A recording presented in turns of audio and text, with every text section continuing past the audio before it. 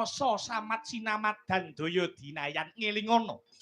Senadyan jeneng sira Gandharwa Sutibar kinodrat dadi Gandharwa nanging kabeh ingkang cinipta dening akarya jagat iki besok yekti bakal pinundhut mulih marang mula-mulanira. Mula kang mangkono gawe gelane sakpadha-padha lan uga gawe gelane liyaniku sayekti bakal angunduh marang wohing karma pala. Aku mung bakal ngelingke marang Gandharwa Sutibar. Wong urip ana alam padang iku siji anteping kesaguhan, loro jembaring samudra pangaksama, telu ora males rasa serik marang sapa wae kang sarta bisa ngempet ubaling hawa nafsu.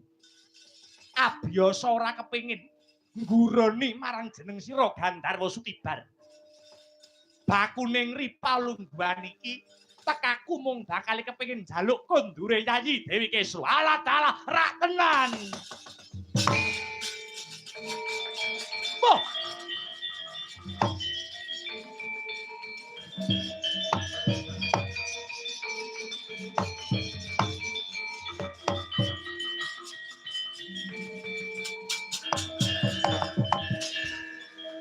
Japlangening kalang yanak sarep pandamun sarep dinon lerek konang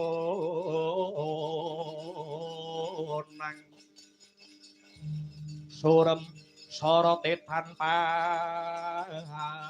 hadang Kesmalane ngerak leketing jagat gerah-gerahing bumi panut sumaning jajilanan kaya winalik sing dadi rasaning Gandharwa Sutibar. Yen suwela kuwi wong lanang ngopeni bojone tenanan ora kaya ngene lelakone. Aja ndok arani aku ngrusak pagrayu. Aja ndok arani aku nyures tures ijo. Ngrusui bojone liyan. Meleka kowe Prabu Abiyasa. Ora susah tak ganggu, Kesru dhewe sing kedanan karo aku. Nganti dina sakmengko Kesru wis bobot wujude jabang bayi. Woing katresnanku kelawan Yayi Kesru. Mula kang saka iku yen pancen suwela wong lanang kon teka dhewe mrene. Sembada Kesru tak balekake. Lamun wis pepes sing dadi kekuataning Gandharwa Sutibar. Bali marang ajal kamlaku. Yo yen pancen kaya mangkono. Wis cetonge glo kang tanpa warana. Lamun kowe jarak perkara Sutibar.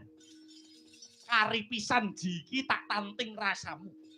Yen kowe tetep ngukui Yayi Dewi Kesru, Abiyasa bakal tegel tega mentala marang Gandharwa Jim Sutibar. Piye?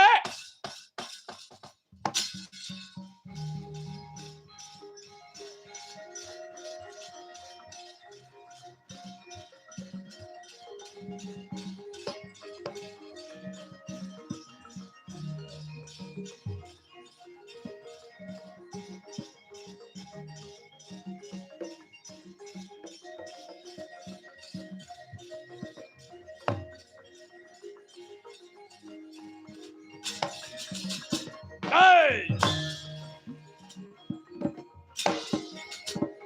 Bah!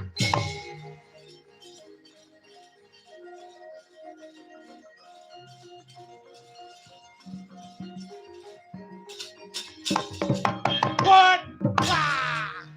Woi! Ah! Woi! Aja wingat le. Hey!